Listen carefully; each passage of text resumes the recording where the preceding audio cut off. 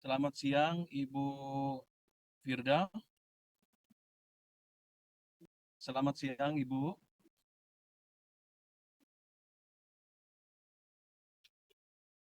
Selamat siang, Ibu Farah Fitria.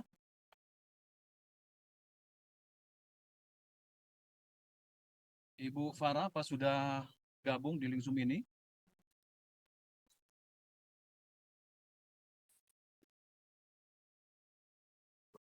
Pak Bagio, mohon dikonfirmasi, Pak. Narasumber dari Peruri, Pak Bagio, apakah sudah Baik, Pak. bergabung?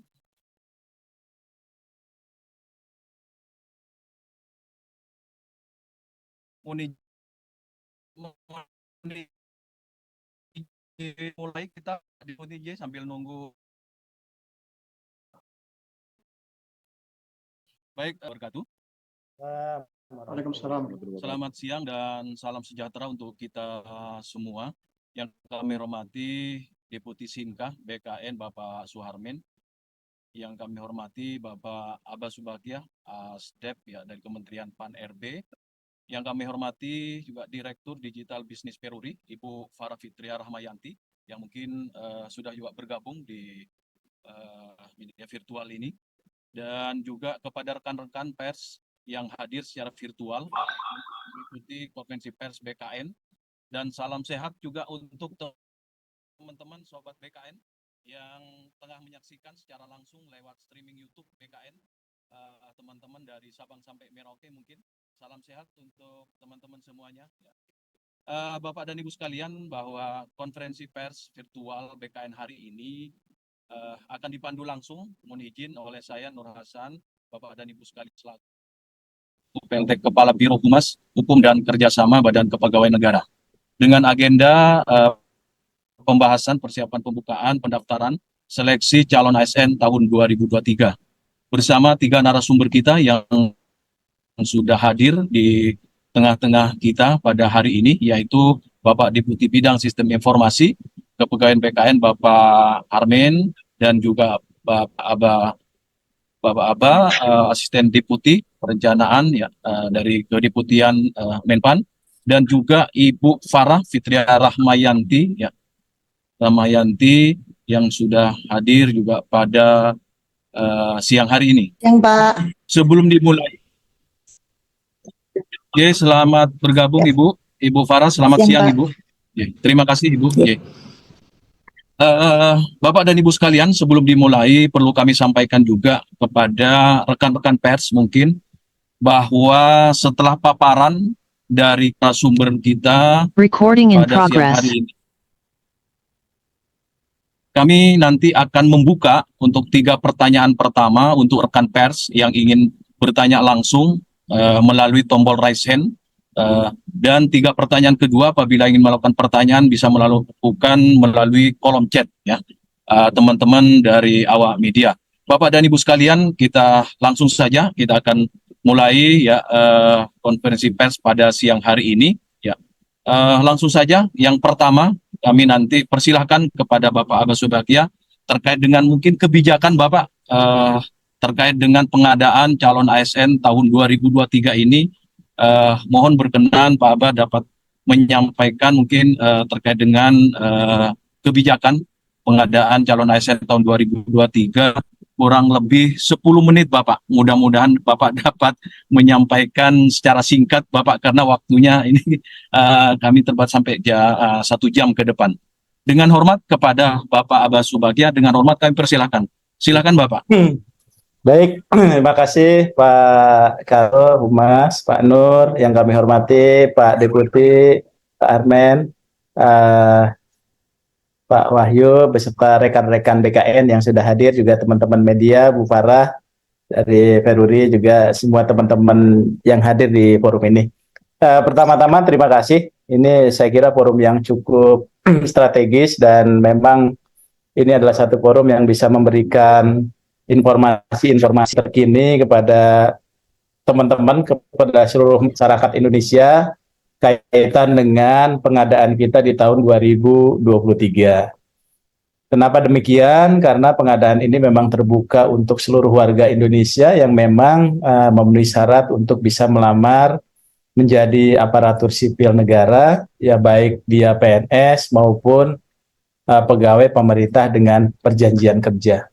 Dan kami laporkan juga di sini kepada Bapak Ibu sekalian, Pak Deputi, sebagaimana kita ketahui bahwa Menteri Pan-RB juga sudah menandatangani peraturan Menpan terkait dengan pengadaan P3K tahun 2023 ini.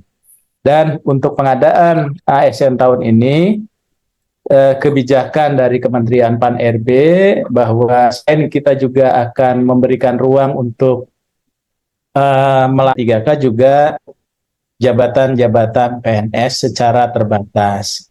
Nah, untuk jabatan-jabatan PNS secara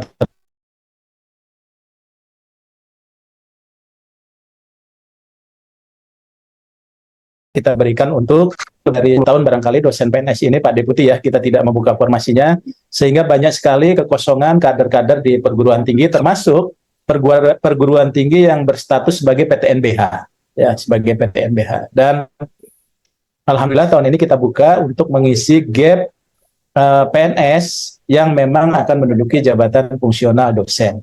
Selain juga ada dosen yang P3K khususnya bagi mereka yang memang sudah bekerja. Yang kedua adalah terkait dengan bidang hukum. Ya, bidang hukum itu ada hakim, ada jaksa, juga ada intelijen. Termasuk intelijen ini adalah intelijen di bidang keuangan. Jadi itulah jabatan-jabatan yang memang formasinya sudah kita siapkan, ada 18.000 lebih, yang memang nanti akan diisi dari calon pegawai negeri sipil. Kemudian yang kedua adalah formasi untuk pegawai pemerintah dengan perjanjian kerja. Terutama untuk P3K ini diutamakan adalah untuk jabatan-jabatan prioritas seperti guru dan tenaga kesehatan. Dan yang ketiga adalah tenaga-tenaga teknis lainnya. Nah, di dalam pelamarannya tentunya Bapak Ibu sekalian, sebagaimana kita ketahui saat ini kita masih memiliki ex tenaga honorer dan juga tenaga non-ASN yang jumlahnya kurang lebih ada 2,3 juta. Kemarin itu sebagian berdasarkan kebijakan Menpan dan implementasinya oleh BKN, karena tingkat kelulusannya sangat rendah, sudah dilakukan reformulasi. Mudah-mudahan dari 46% ini bisa menjadi 70% lebih gitu ya. Sehingga harapannya bisa mengurangi tadi beban tenaga-tenaga non-ASN tadi bisa diangkat menjadi aparatur sipil negara dengan status P3K. Nah, dalam hal ini kami juga sudah mengeluarkan kebijakan terkait dengan bagaimana kita bisa mendorong teman-teman yang ex THK2 maupun tenaga non-ASN bisa memiliki kesempatan yang lebih besar, ya, termasuk untuk guru dan tenaga kesehatan, di mana kita memberikan pembobotan 80% dan 20%, ya. Jadi ini kita berikan untuk memberikan keseimbangan dalam penerimaan kita. Jadi satu sisi kita ingin menyelesaikan saudara-saudara kita yang sudah bekerja di aparatur sipil negara, ya, di pemerintah. Nah, satu sisi juga kita harus memberikan kesempatan kepada adik-adik kita untuk bisa berkompetisi menjadi aparatur sipil negara. Nah, tahapan demi tahapan ini sudah dilalui, gitu ya, termasuk Bapak Ibu sekalian, penyerahan formasi, penetapan formasi, dan sebagainya, sehingga kita sudah masuk ke dalam tahapan implementasi. Nah, mudah-mudahan mulai tanggal 16 itu kita sudah membuka pengumuman, ya, sehingga teman-teman sekalian sudah bisa mengikuti proses tahapan-tahapan itu, kemudian juga bisa melakukan pelamaran. Mohon supaya ketika pelamaran itu diperhatikan antara kualifikasi dengan jabatan, karena ini yang seringkali menjadi persoalan ketika di proses pengangkatan di BKN. Ada pekerjaan besar dari teman-teman BKN ini yang sudah dikomandoi oleh Pak Deputi untuk bisa mengimplementasikan kebijakan Menpan supaya proses seleksi ini bisa berjalan secara objektif, transparan, dan tanpa praktek KKN. Jadi kami menghimbau kepada Bapak Ibu sekalian, jangan pernah percaya terhadap janji-janji yang bisa membawa kepada ranah hukum. Ya, jadi Dengan penjelasan ini kita juga perlu melihat kembali kehati-hatian kita di dalam sistem seleksi ini. Jangan sampai ada pihak-pihak yang berusaha memanfaatkan, melakukan penipuan dan sebagainya. Jadi kebijakan kami jelas bahwa apa yang kita lakukan saat ini adalah memang kebijakan yang mendorong penyelesaian tenaga non ASN, tapi juga memberikan kesempatan kepada aparatur sipil negara, masyarakat umum menjadi ASN. Dan yang lebih penting Bapak Ibu sekalian, berstatus XTHK 2 maupun non-ASN, tapi juga bagi masyarakat luas.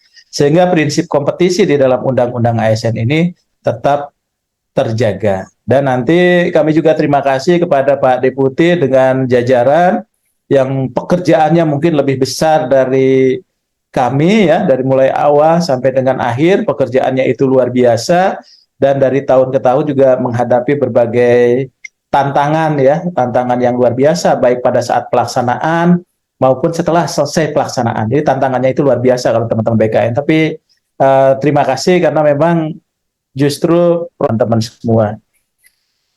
Barangkali itu beberapa hal penting dari nanti implement baik ya, kita bisa mengawasi secara bersama-sama, dan mudah-mudahan nantinya juga kita akan mendapatkan putra-putri terbaik ya, untuk menjadi aparatur sipil negara dengan proses yang cukup transparan, adil, dan kita mendapatkan orang-orang yang profesional ya. Demikian Pak Karo, barangkali Pak Nur, Pak Deputi izin beberapa hal sebagai pengantar yang dapat kami sampaikan. Terima kasih. Assalamualaikum warahmatullahi wabarakatuh.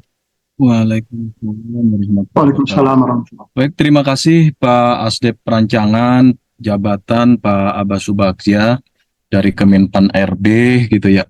Banyak hal tadi sudah disampaikan ya terkait dengan kebijakan pengadaan calon ASN tahun 2023. Namun mohon ditahan Bapak dan Ibu sekalian ya, nanti kita akan mempersilahkan dua narasumber berikutnya ya. Selanjutnya nanti mungkin akan kita berikan kesempatan untuk tanya jawab bagi teman-teman awak media. Baik, untuk kesempatan berikutnya dengan hormat kepada Bapak Deputi Bidang Sistem Informasi Kepegawaian BKN Bapak Suharmin untuk menyampaikan gambaran singkat mungkin persiapan pelaksanaan pendaftaran seleksi calon ASN tahun 2023 yang akan dibuka pada tanggal 17 September ya Bapak dan Ibu sekalian tahun 2023 mendatang. Waktu paparan kami persilakan kepada Bapak kurang lebih 20 menit. Kepada yang terhormat Bapak Suharmin kami persilahkan Bapak. Baik, terima kasih Pak Karo. Assalamualaikum warahmatullahi wabarakatuh. Selamat siang dan salam sejahtera bagi kita semua.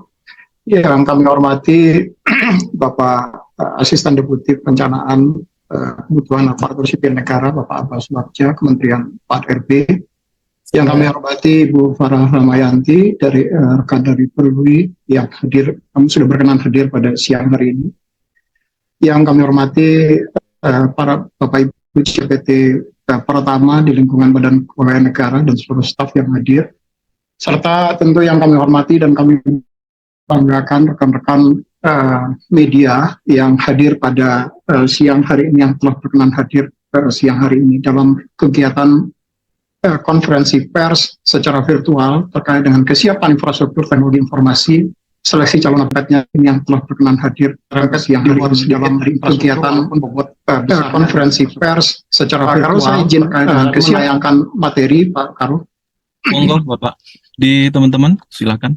Ya, silakan. Ini saya share sendiri. Rekan-rekan wartawan yang saya hormati, Bapak Ibu peserta konferensi pers yang hadir pada siang hari ini. Kalau saya ingin menegaskan sedikit apa yang tadi sudah disampaikan oleh Pak Asisten Deputi SDM Aparatur terkait dengan dasar hukum kebijakan pengadaan aparatur sipil negara. Kalau kita runut dari besarannya, tentu rujukan utamanya adalah Undang-Undang tentang Aparatur Sipil Negara. Berikut peraturan turunannya, baik itu kalau mengatur tentang pegawai negeri sipil itu diatur di dalam PP 11 2017. Dan kalau terkait dengan pegawai pemerintah dengan perjanjian kerja itu diatur di dalam PP 49 tahun 2018. Pasal-pasal yang mengatur tentang pengadaan ini sangat lengkap di dalam kedua peraturan turunan di dalam peraturan perundang-undangan ini.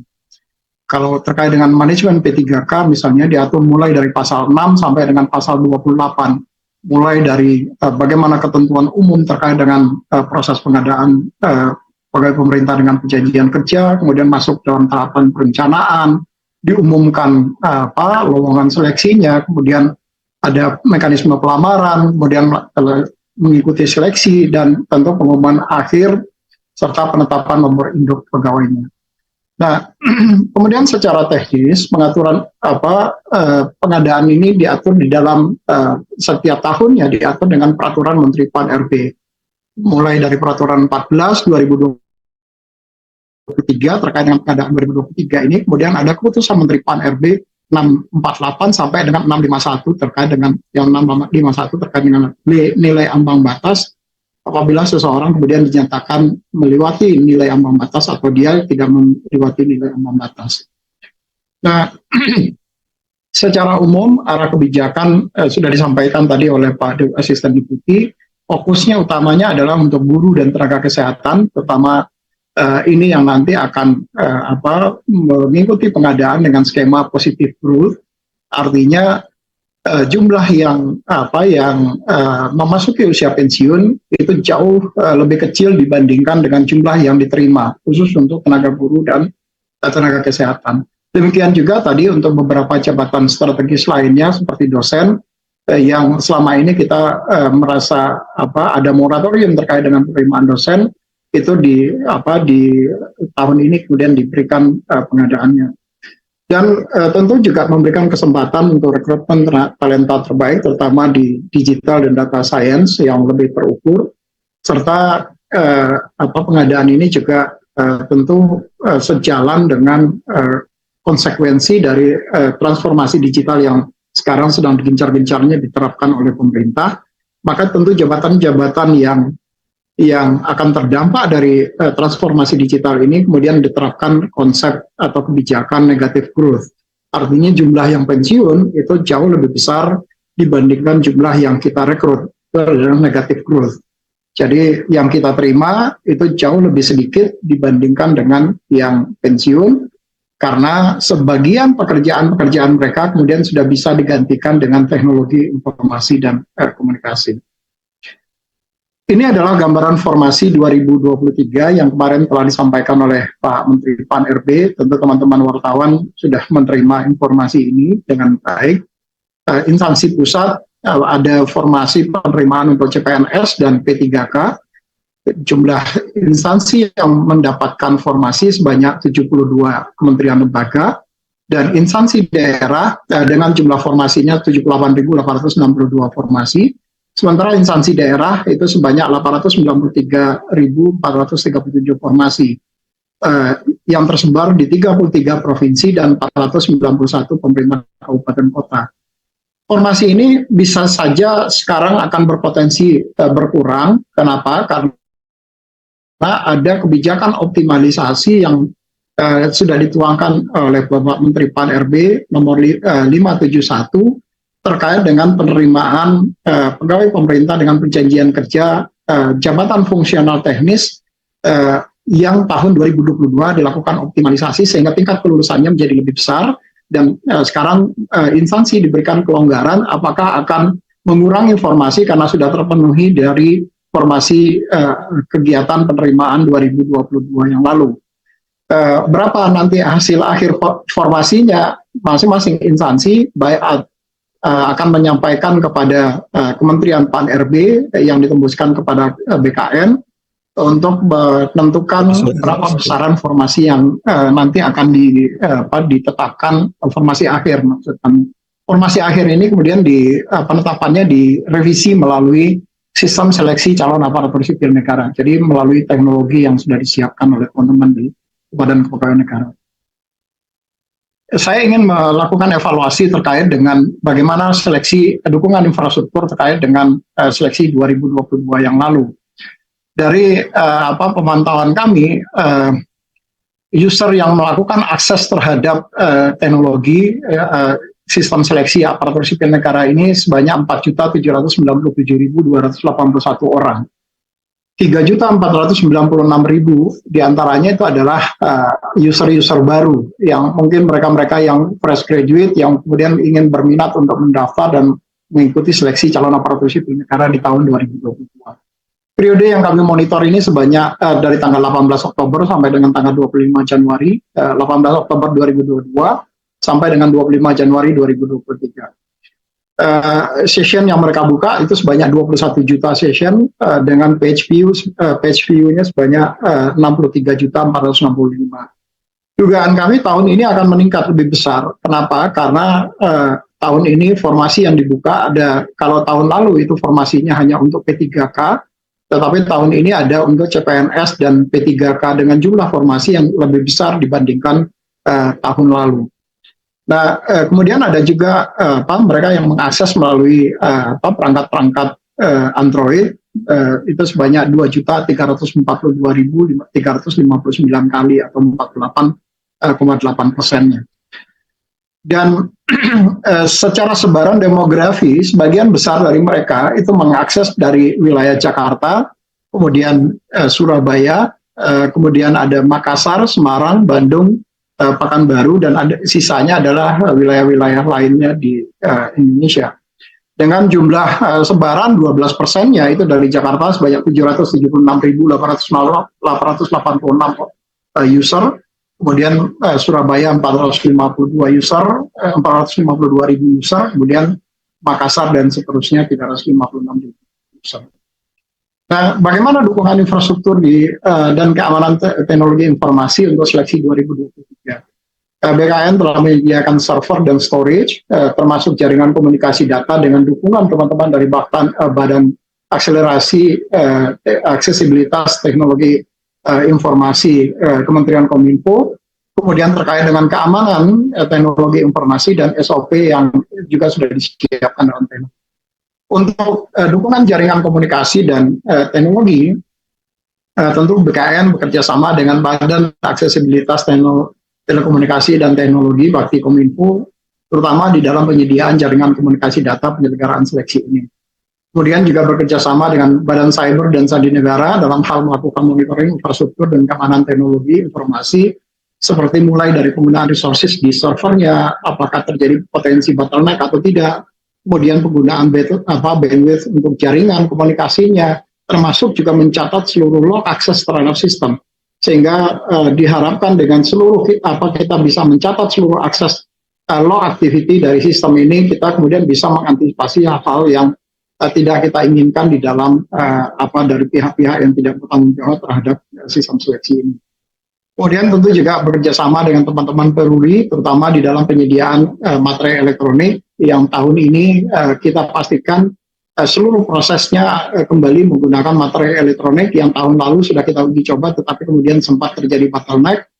Nanti teman-teman Peruri, Bu Farah nanti akan menyampaikan bagaimana kesiapan teman-teman Peruri di dalam menyediakan materai elektronik ini. Di beberapa tahun yang lalu, 2 tahun terakhir ini banyak terjadi kecurangan yang kemudian kita gugurkan mereka karena kita masih menggunakan materai manual yang ditempel oleh peserta.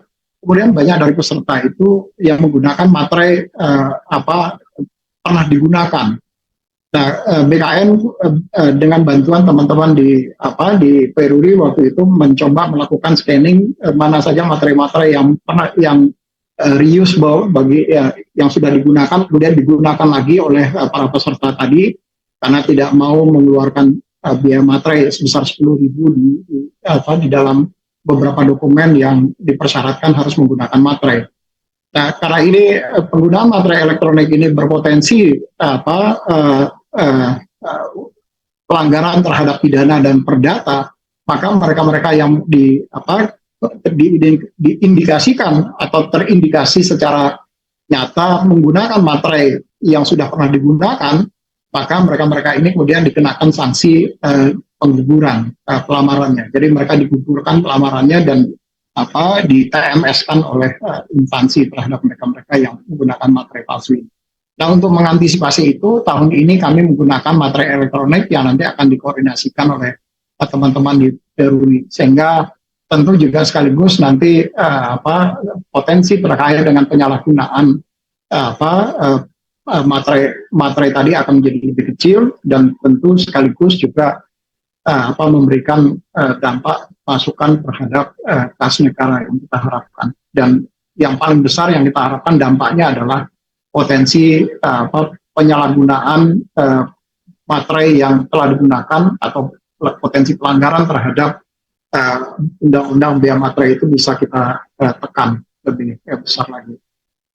Nah, kemudian integrasi juga dilakukan, pertama terkait dengan integrasi data dengan beberapa stakeholder, terutama teman-teman di Ditjen Dukcapil, Kementerian Dalam Negeri, terkait dengan nomor induk kependudukan, karena di dalam Undang-Undang 5/2014 orang yang berhak untuk mengikuti seleksi adalah warga negara Indonesia, dan untuk memastikan yang bersangkutan adalah warga negara Indonesia, maka kita menggunakan data referensi, data nomor induk kependudukan dan nomor kartu keluarga dari calon peserta.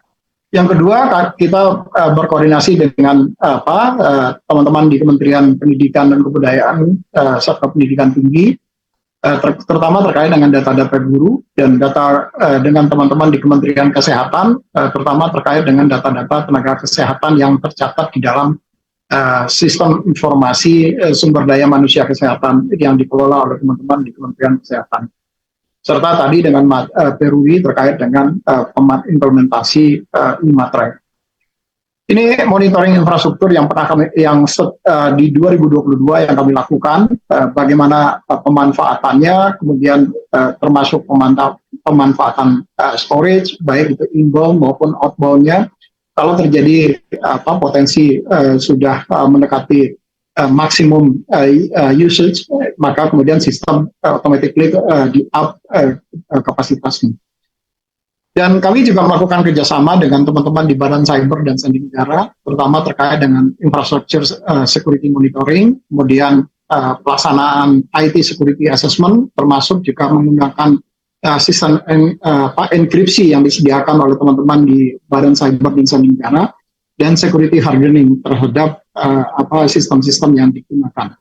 Termasuk juga kami bekerja sama dalam konteks pengelolaan insiden keamanan melalui BKN CISER, Computer Security Incident Response Team, bersama-sama dengan teman-teman di Badan Cyber dan Sandi Negara. Dan terakhir tentu saja menyempurnakan beberapa regulasi terkait dengan keamanan dan SOP pengamanan soal bersama dengan teman-teman di Panselnas. Titik lokasi yang direncanakan untuk pelaksanaan seleksi ada sekitar 270 titik lokasi di dalam negeri, baik itu 36 titik lokasi di BKN, baik itu termasuk BKN pusat, kemudian ada 47 titik lokasi mandiri BKN yang kami rencanakan, dan ada 187 titik lokasi mandiri instansi.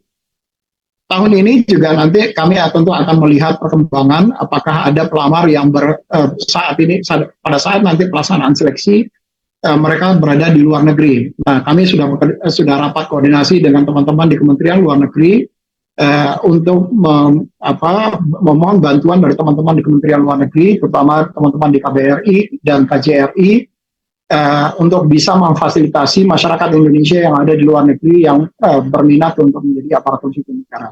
Kecuali beberapa negara yang memang sekarang sedang terjadi konflik dan kita tidak ada hubungan diplomatik, seperti Sudan, Ukraine misalnya, itu sedang terjadi konflik, tetapi dengan Korea Selatan kita tidak ada hubungan diplomatik. Jadi 3 negara ini kemudian tidak bisa difasilitasi karena memang KBRI kita sementara juga tutup di 3 negara ini.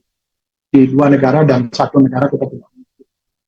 Tetapi walaupun kita tidak memiliki KBRI ataupun KJRI, satu negara misalnya seperti Taiwan, kita kemarin juga memfasilitasi, tetapi melalui Kamar Dagang Ekonomi Indonesia. Jadi KDI Indonesia yang ada di Taiwan memfasilitasi warga negara Indonesia yang berada di Taiwan yang mereka kemudian ingin mengikuti seleksi calon aparatur sipil negara ini.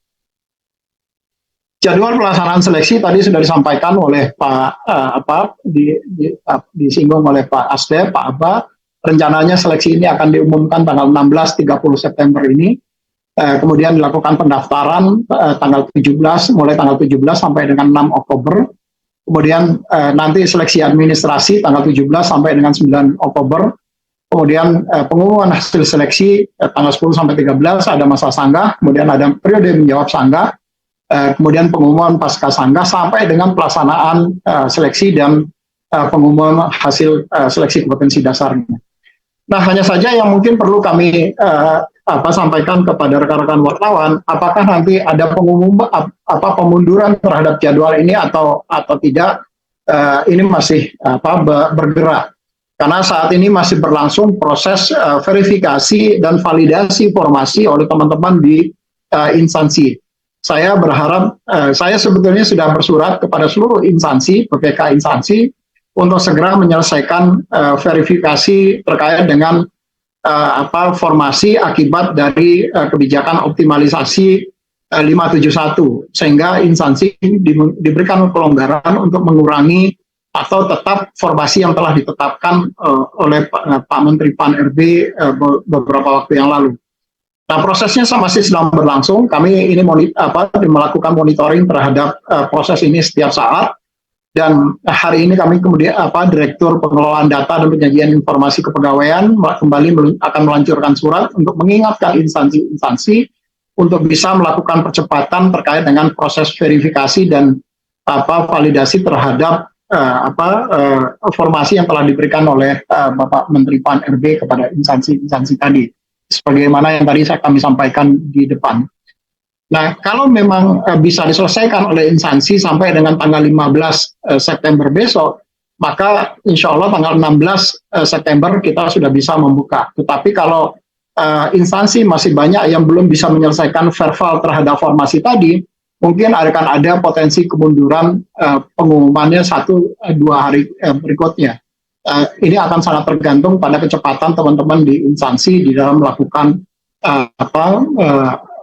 verifikasi dan validasi formasi yang sudah diberikan. Kemudian setelah selesai SKD, seleksi kompetensi dasar, maka akan dilanjutkan dengan seleksi kompetensi bidang, kemudian penentuan titik lokasinya, dan kami berharap di tahun ini seluruh proses seleksi sudah bisa dilakukan atau diselesaikan sampai dengan bulan Desember.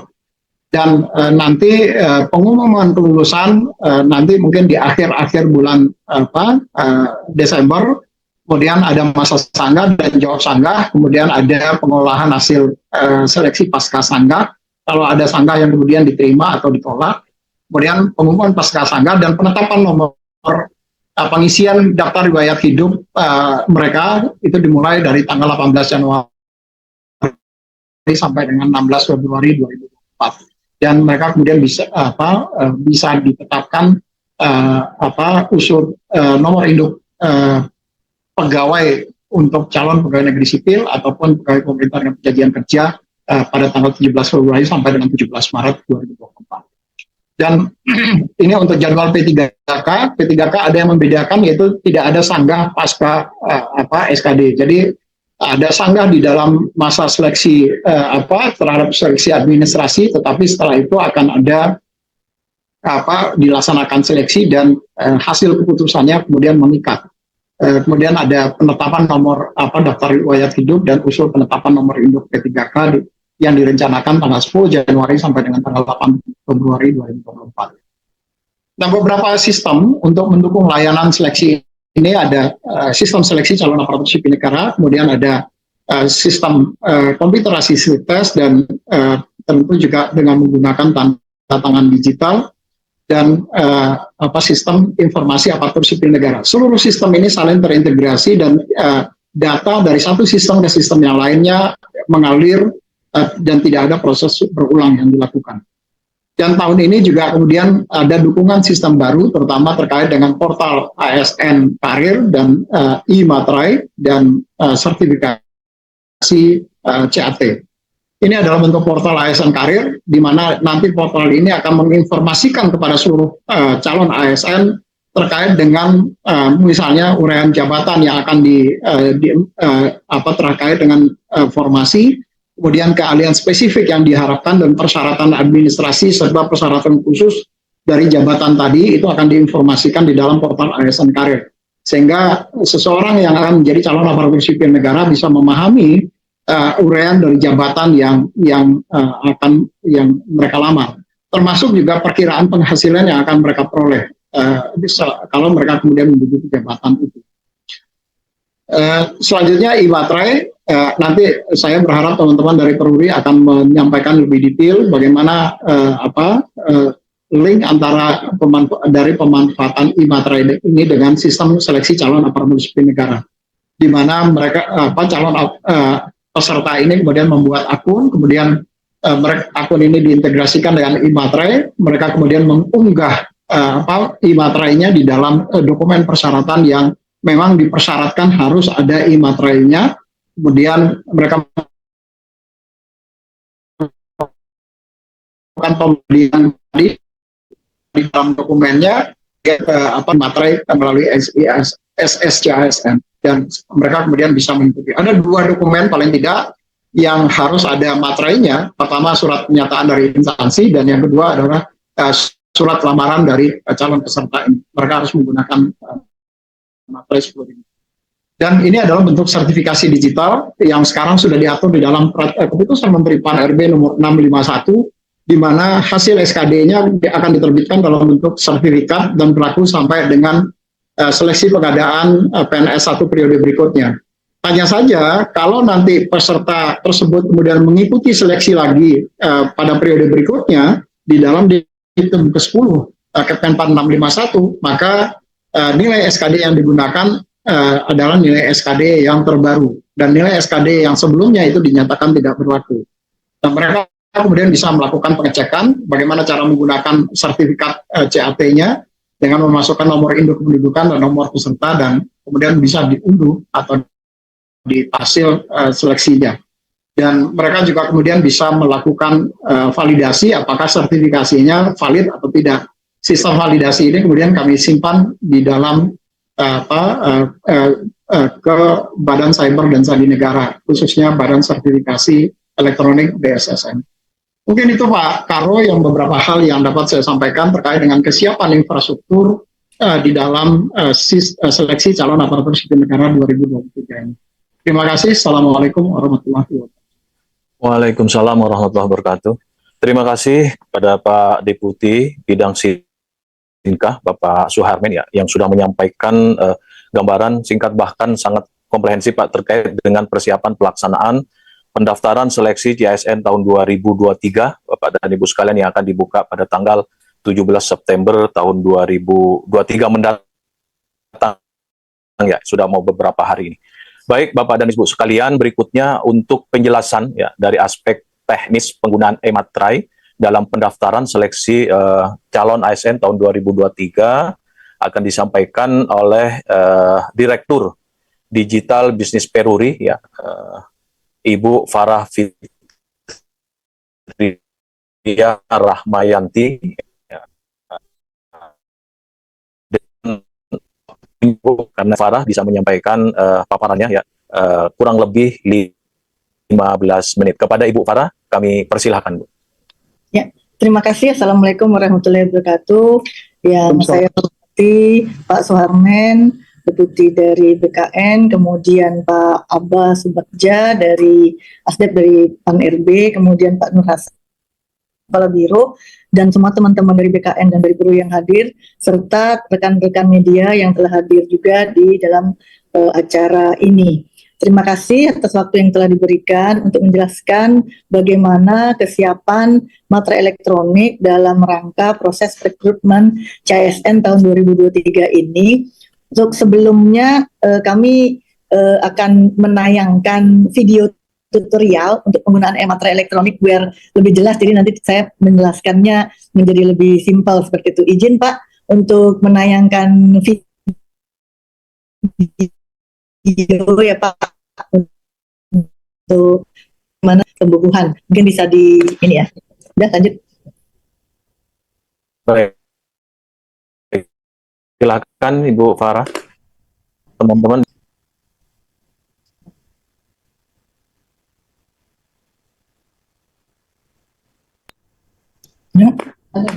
Teman-teman silakan dibantu. Nah, sudah. Silakan Ibu Farah.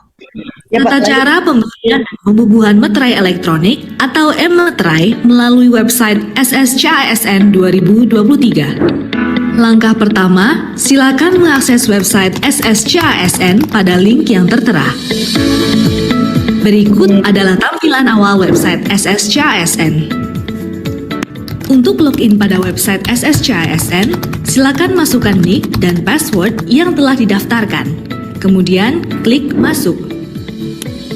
Isi data diri Anda dengan lengkap dan benar, lalu klik selanjutnya. Kemudian pilih jenis seleksi yang Anda minati, lalu klik selanjutnya. Tahap berikutnya, isi formasi, pilih instansi, pendidikan, lokasi dan jabatan formasi yang akan dilamar, lalu klik selanjutnya. Isi riwayat pekerjaan Anda dengan lengkap dan benar, kemudian klik selanjutnya. Langkah selanjutnya, unggah dokumen. Baca terlebih dahulu dokumen yang diperlukan dan pastikan sesuai dengan ketentuan. Klik cek akun e-meterai untuk membubuhi dokumen bermeterai elektronik. Untuk mendaftar akun e-meterai, klik registrasi e-meterai. Isi kolom email, buat password dan konfirmasi password yang sama untuk pembuatan akun e-meterai. Lalu, klik submit. Anda akan mendapatkan email notifikasi untuk aktivasi akun e-meterai. Buka kotak masuk pada email yang didaftarkan, lalu klik aktivasi akun. Selanjutnya, Anda akan diarahkan pada laman meterai-elektronik.com. Untuk login akun e-meterai, masukkan email dan password yang telah didaftarkan. Masukkan CAPTCHA, lalu klik login. Lakukan pembelian kuota e-meterai dengan klik pembelian akun e-meterai untuk proses pembubuhan pada web SSCASN. Masuk kembali pada website SSCASN dan login menggunakan email dan password yang telah terdaftar. Kemudian klik masuk. Pada menu unggah dokumen, klik unggah dan klik unggah PDF yang belum ada e-meterai. Klik pilih PDF yang sudah ditandatangani dan siap pembubuhan e-meterai. Pilih dokumen dan klik open. Posisikan e-meterai dan letakkan di sebelah tanda tangan.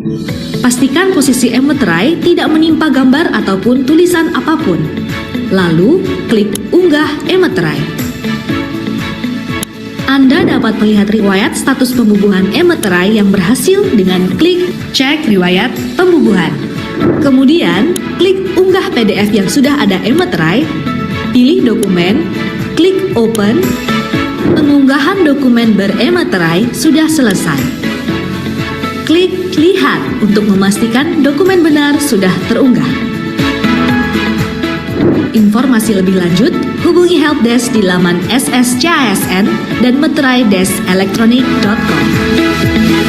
Ya, mungkin videonya seperti itu ya, mungkin kelihatannya agak panjang, tapi sebenarnya itu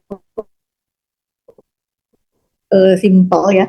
Mungkin belajar dari pengalaman tahun lalu, kesiapan dari Peruri untuk untuk e-meterai ini kami sudah menyiapkan satu environment khusus, jadi mungkin berbeda dengan tahun lalu bahwa kita bisa beli di mana saja, tapi ini kita langsung integrasi dengan layanan CASN ya, seperti itu. Jadi mulai dari masuk portalnya, jadi kami menyediakan portal khusus untuk CASN ini merupakan isolated environment dan dedicated hanya terintegrasi CASN.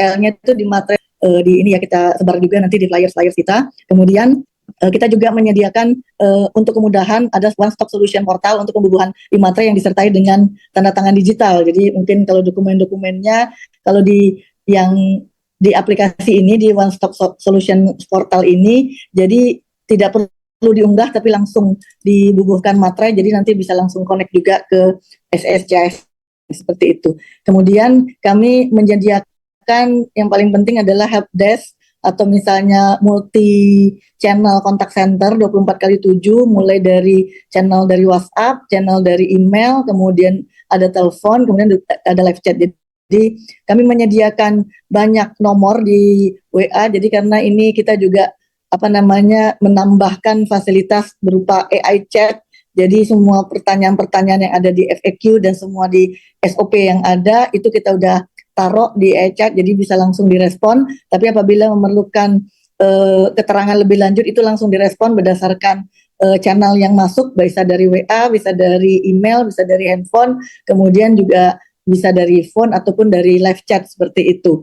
Nah, mudah-mudahan dengan dengan readiness seperti ini kita bisa mensukseskan kegiatan untuk aplikasi atau penerimaan ASN tahun ini dengan personil 24 jam, kemudian juga website yang lebih user friendly. Kami juga secara sistem juga sudah lulus ITSA dari BSSN dan kita juga selalu berkolaborasi dengan teman-teman dari BKN untuk ini, dan kami juga punya kontak center terpadu dengan teman-teman BSSN, dengan BKN dan BSSN biar kita bisa segera mensolusikan masalah apabila terjadi seperti itu.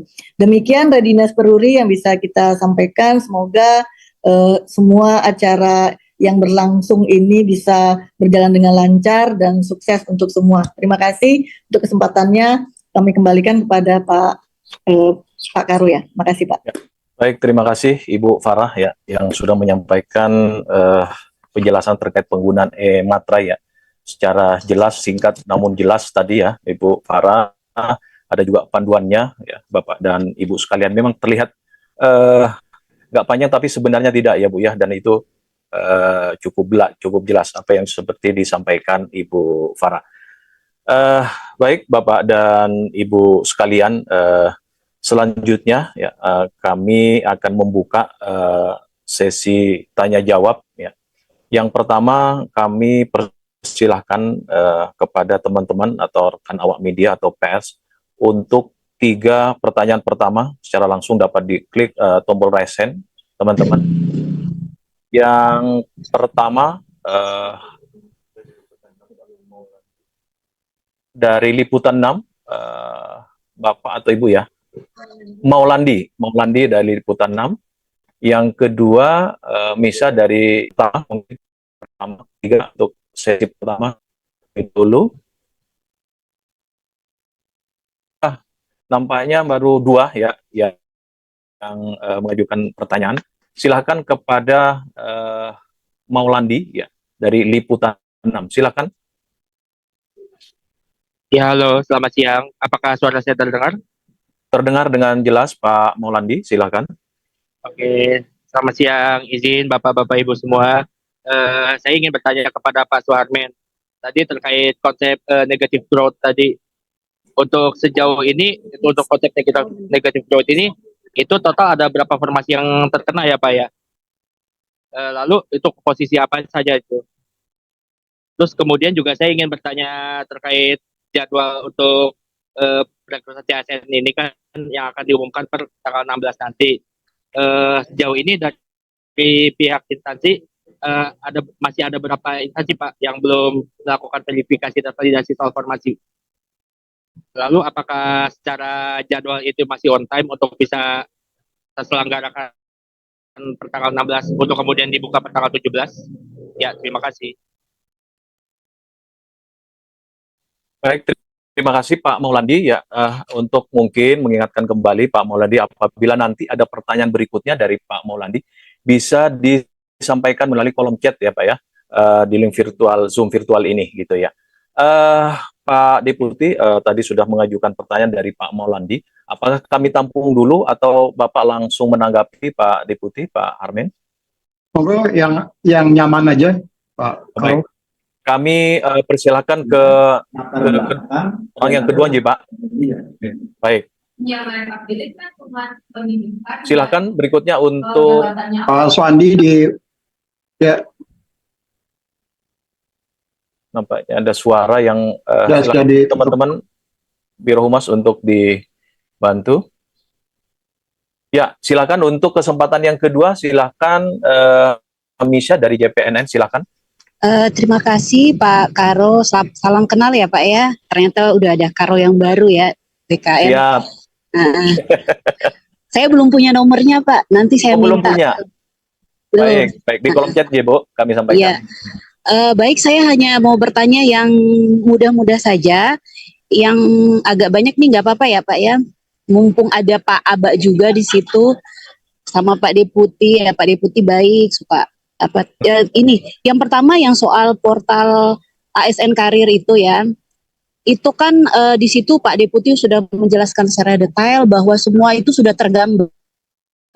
Semua tergambar, jadi pelamar ketika dia mendaftar, dia sudah sangat sadar dengan kesadaran yang penuh bahwa dia memilih itu resikonya apa, dia akan memilih lokasinya di mana. Nah, ketika dia sudah melamar dan kemudian dia dinyatakan lulus dan tiba-tiba dia mundur ke Kemenpan RB, saya butuh jawabannya juga, apakah pertimbangan untuk sanksi itu perlu ada nggak? Karena itu sudah dan negara sudah mengeluarkan duit yang cukup banyak untuk seleksi. Kemudian untuk seleksi P3K nanti, kalau CPNS sudah jelas ya, dia bisa lintas kabupaten kota. Nah, kalau untuk P3K ini, apakah setiap pelamar bisa memilih formasi di daerah yang lain? Mengingat formasi P3K, banyak daerah yang menolak, sehingga sangat terbatas formasi yang tersedia di setiap daerah. Sementara peminatnya sangat banyak. Nah, ini apakah ada kesempatan nggak?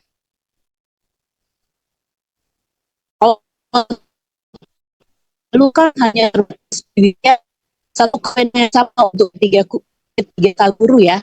Berikutnya adalah untuk proses melamar, karena Kemenpan RB sudah menetapkan beberapa regulasi, itu untuk afirmasi saya lihatin kok belum ada ya. Apa saya yang salah membaca regulasinya dan belum lengkap? Itu gimana sih letak afirmasi yang tadi Pak Aba bilang bahwa semangatnya pemerintah adalah 80% formasi itu untuk honorer dan 20% itu untuk umum. Nah, saya ingin tahu semangat untuk menyelesaikan itu dalam bentuk afirmasi itu seperti apa. Yang terakhir, apa ada perbedaan seleksi P3K tahun ini dengan tahun lalu? Kalau tahun lalu untuk P3K nakes teknis dikelola oleh BKN, sementara guru dikelola oleh Kemendikbud. Nah, apakah tahun ini seperti itu atau ada yang berbeda? Terima kasih. Baik, terima kasih dari Ibu Misha ya. Salam kenal Ibu Misha. Ya, cukup komprehensif tadi pertanyaannya untuk langsung untuk dua narasumber ya. Yang pertama untuk Pak Deputi dan yang kedua untuk Pak Aba ya, terkait dengan kebijakan pengadaan calon ASN tahun 2023. Nampaknya baru ada dua yang mengajukan pertanyaan ya. Tapi ada di kolom chat, mungkin nanti kita persilahkan dulu ya, Bapak dan Ibu sekalian. Yang pertanyaan pertama dari Pak Maulandi dari Liputan 6 untuk Pak Armen, dan yang kedua dari Ibu Misha. Sekaligus Pak Armen bisa menjawab untuk kedua teman-teman penanya dari awak media. Silakan Pak Deputi. Baik, terima kasih Pak Karo, terima kasih Pak Maulandi dan Bu Esi atas pertanyaannya yang diajukan ke saya. Nanti mungkin saya dan Pak Abbas saling melengkapi saja untuk menjawab pertanyaan yang sudah diajukan. Yang pertama dari Pak Maulandi tadi, terkait dengan konsep negative growth. Ada beberapa formasi yang terdampak dan formasi seperti apa saja yang kemudian kena dampak dari negative growth. Negative growth ini tadi saya sudah menyampaikan bahwa utamanya itu terjadi pada jabatan-jabatan yang kemudian terdisrupsi akibat dari teknologi. Misalnya seperti jabatan-jabatan pelaksana. Jabatan pelaksana yang tentu jabatan pelaksana itu bisa digantikan dengan, sebagian bisa digantikan dengan teknologi, tetapi juga masih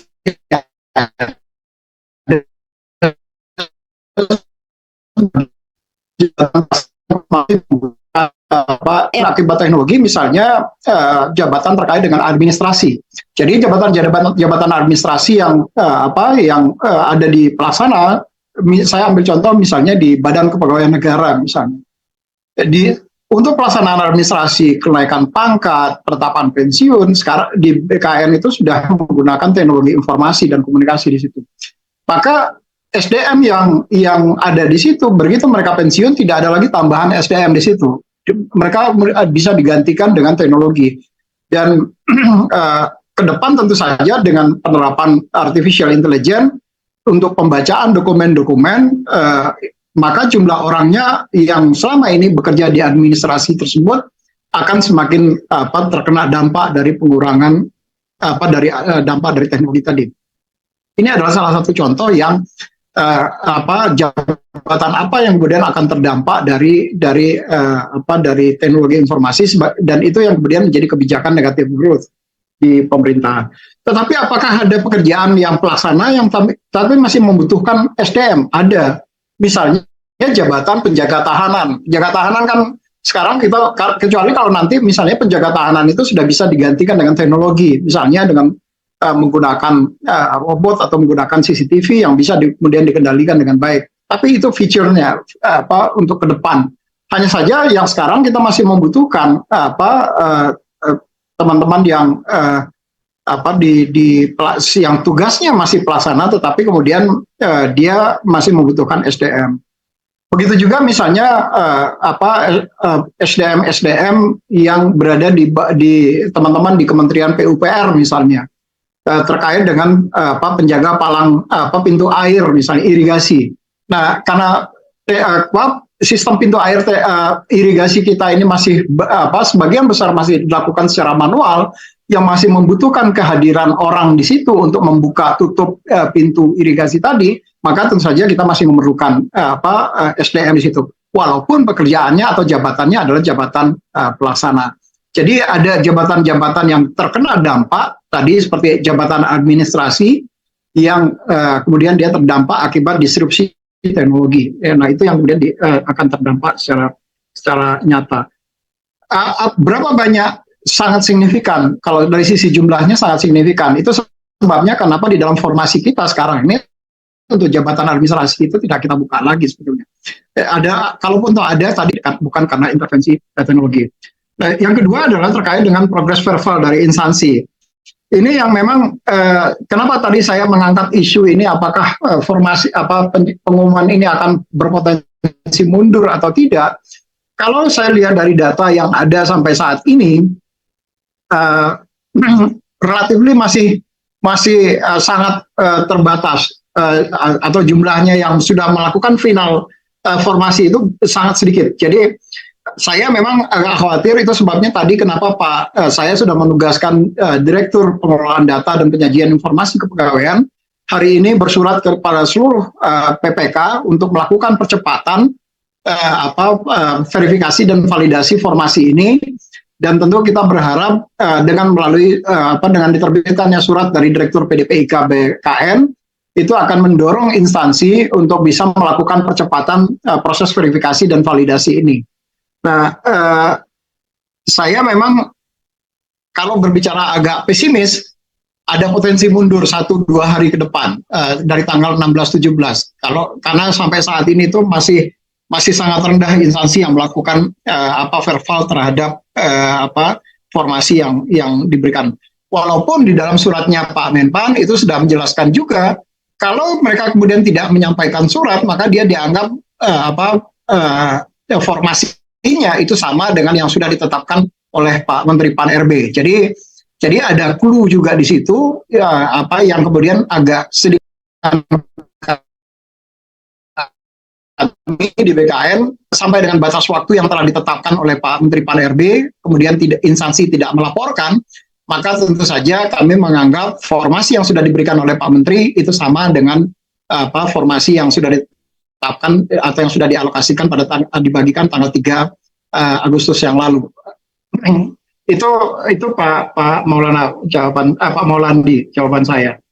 Yang kedua dari Mbak Esi JPNN, Terima kasih Mbak Esi atas pertanyaannya. Pertama terkait dengan portal ASN Karir.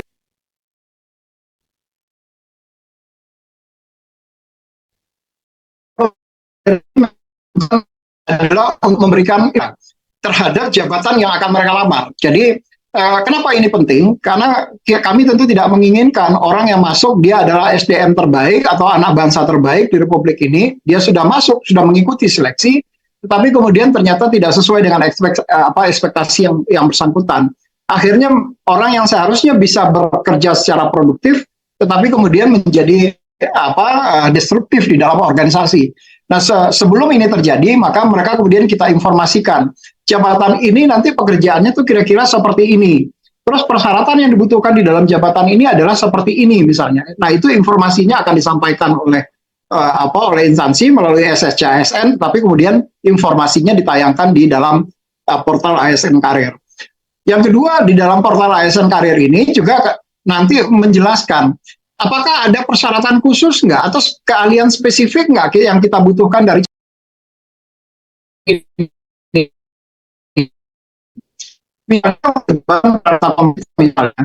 jabatan, tetapi seringkali karena jabatan peranata komputer itu membutuhkan keahlian-keahlian tertentu, karena bidang-bidang tertentu, misalnya contoh saya kebetulan lulusan IT, tetapi kemudian apakah saya punya keahlian spesifik nggak di IT? Ada keahlian di orang di bidang infrastruktur misalnya, networking misalnya, network misalnya. Ada orang yang memiliki keahlian di level programming misalnya. Ada orang yang memiliki keahlian di bidang data science. Ada orang yang punya keahlian di cyber security misalnya.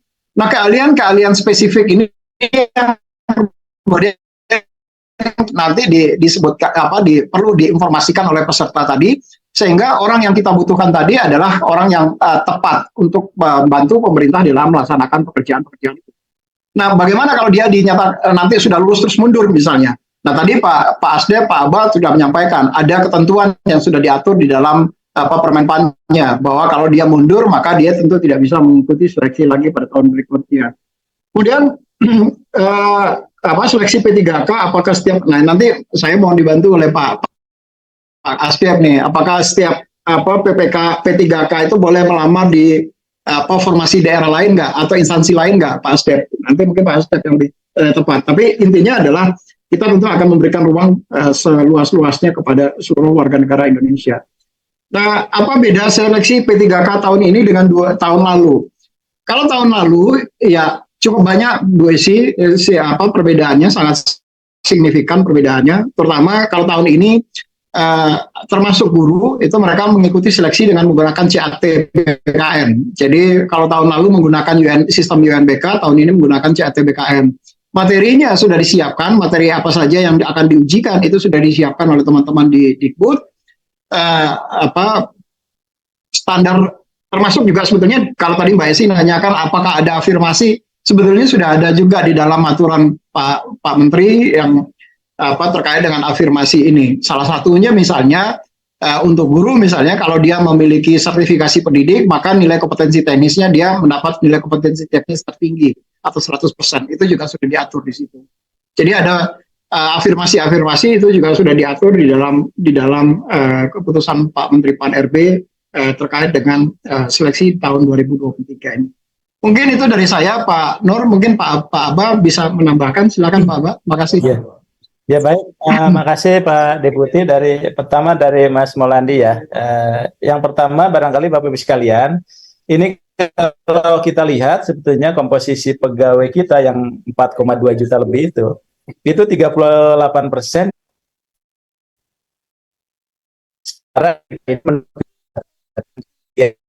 jumlahnya. Makanya ketika kita melihat prioritas pembangunan, maka jabatan-jabatan apa nanti yang harus kita utamakan.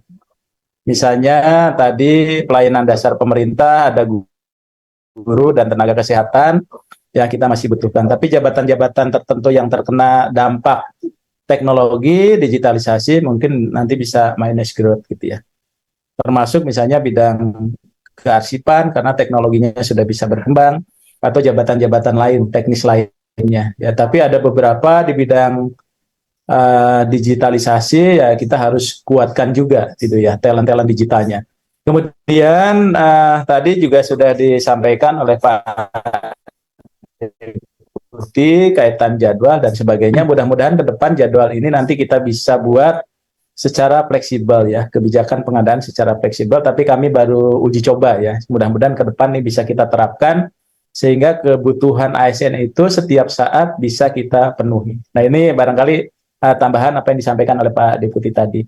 Kemudian yang kedua, kita ingin bahwa Mbak Mesa ya tadi dari JPNN, kita ingin bahwa orang yang menjadi aparatur sipil negara itu punya tekad kuat untuk menjadi abdi negara dan abdi masyarakat. Sehingga kesempatan itu memang mereka manfaatkan untuk melamar ASN itu benar-benar dengan itikat yang baik untuk membangun bangsa dan negara dengan menjadi aparatur sipil negara, baik dia sebagai PNS maupun P3K.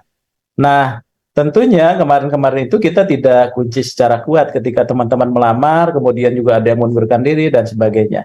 Nah, apalagi bagi mereka yang sudah ditetapkan NIP-nya. Jadi di dalam Permenpan 14 itu kita juga sebutkan bahwa bagi mereka yang melakukan kecurangan itu dikunci NIP-nya di BKN sehingga kapanpun mereka melamar itu sudah tidak bisa lagi melamar jadi aparatur sipil negara. Jadi dari awal itu hati-hati Bapak Ibu teman-teman sekalian bagi yang coba-coba untuk main-main melakukan kecurangan itu punya dampak tuh ya. Kalau sudah NIP-nya terkunci tentunya sistem akan mengunci juga dia tidak bisa melamar. Kemudian yang kedua, bagaimana kalau mereka melamar nggak jadi, kalau hanya melamar nggak jadi ya nggak apa-apa, gitu ya. Karena kesempatan yang lain dia masih bisa ikut seleksi.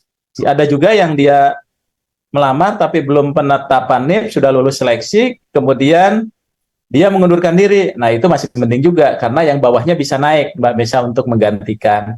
Tapi kalau yang sudah penetapan NIP-nya, tentunya kan ini akan merugikan orang yang melamar di situ. Gitu ya, sehingga kita harus berikan sanksi. Nah, sanksinya memang kalau menurut saya masih 1 tahun ya di dalam Permenpan itu dia tidak boleh melamar dulu menjadi ASN gitu ya. Ini ya, jadi kalau tidak kunci seperti itu nanti apa namanya ini bisa menutup kesempatan bagi teman-teman yang lain. Nah, kemudian yang kedua, boleh nggak misalnya tadi kalau yang umum ya boleh di mana saja. Ya, karena perlakuannya dia akan sama. Tapi kita juga pada prinsipnya ingin menyelesaikan ya tenaga-tenaga non ASN yang ada di instansi, baik ex tenaga karena honorer kategori 2 maupun tenaga non ASN. Jadi kalau mereka THK 2 dan tenaga non ASN karena mereka sudah bekerja di instansinya, maka dia akan dapat afirmasi ya di tempat dia bekerja, di tempat dia melamar. Kalau dia melamar di tempat lain ada kemungkinan bisa saja dia tidak masuk karena akan dikalahkan oleh THK 2 atau tenaga non ASN yang ada di situ. Jadi harapannya bagi tenaga-tenaga THK 2 dan tenaga non ASN itu dia bisa bekerja di sana. Maka ketika dia melamar di tempat lain maka dia jadi pelamar umum ya, karena dia bukan melamar di rumahnya sendiri sehingga dia akan bersaing dengan teman-teman yang tenaga non ASN. Yang kedua, kalau dia melamar di satu tempat di instansi A, tapi ada prioritas THK 2 yang ada di situ, maka THK 2-nya yang akan didahulukan sehingga dia tidak akan mendapatkan kesempatan yang lebih besar. Nah, itu barangkali 3 hal yang bisa kami sampaikan tadi melengkapi apa yang disampaikan oleh Pak Deputi. Terima kasih Pak Karo, kami kembalikan. Baik, terima kasih Pak Karo, saya tadi ada apa slip form tadi apa di paparan saya. Tadi saya diingatkan oleh teman-teman, terutama teman-teman di Kementerian Luar Negeri. Tadi saya mengatakan bahwa kita tidak ada hubungan diplomatik dengan Korea Utara dan tapi saya menyebutnya Korea Selatan gitu. Jadi jadi bahasanya Korea Utara, Mbak. Iya, di paparannya Korea Utara, tetapi sebetulnya bukan karena tidak ada hubungan diplomatik, lebih karena sekarang sedang dibekukan hubungan diplomatiknya dengan beberapa negara itu. Jadi pertama ada koreksi tadi ya, ini ke teman-teman pers di tulisannya Korea Utara tapi saya nyebutnya Korea Selatan. Jadi antara mata dengan otaknya nggak nyambung gitu. Jadi mohon maaf. Dan bukan hubungan tidak ada hubungan diplomatik tapi karena sedang dibekukan hubungan. Dibekukan. Itu koreksi sedikit Pak. Baik. Terima kasih Pak Deputi Pak Armen dan juga Pak Asdep, Pak Abah ya, yang sudah menjawab untuk dua penanya ya, dari Pak Saudara Maulandi dan juga Ibu Misa ya, dan sudah terjawab semuanya gitu ya. Oke, mungkin Bapak dan Ibu sekalian masih ada kesempatan untuk bisa mengajukan pertanyaan. Namun sambil menunggu Pak Deputi, Pak Abah dan Ibu Farah, kami akan mencoba membacakan pertanyaan yang sudah masuk melalui kolom chat kami. Yang pertama dari Ibu Rina Ayu dari tribunnews.com ya. Pertanyaannya ya, oke. Tadi dituliskan di maksudnya di pantayang Pak Deputi kalau nggak salah ini Pak, bahwa ada 6 kementerian atau lembaga yang tidak mengajukan formasi dalam CASN tahun 2023 ini. Apa saja itu? Lalu alasannya kenapa tidak mengajukan formasi? Itu pertanyaan dari Ibu Rina Ayu. Yang kedua, pertanyaan dari Saudara Arif ya, dari inews.id Surabaya ya. Terkait CASN, masyarakat atau warga yang dipastikan tidak diperbolehkan mendaftar. Itu yang bagaimana, Bapak narasumber? Lalu yang berikutnya, rincian daerah yang membutuhkan calon ASN di mana saja? Apa bisa disebutkan 10 besar para narasumber, sekalian komposisi kebutuhan calon ASN? Demikian, nampaknya ini bisa dijawab oleh kedua narasumber dari BKN, dari Pak Deputi Harmen dan juga Pak Asdep, Pak Abah. Monggo silahkan. Pak Abah dulu kali. Pak Abah mungkin Bapak. Ya, terima kasih.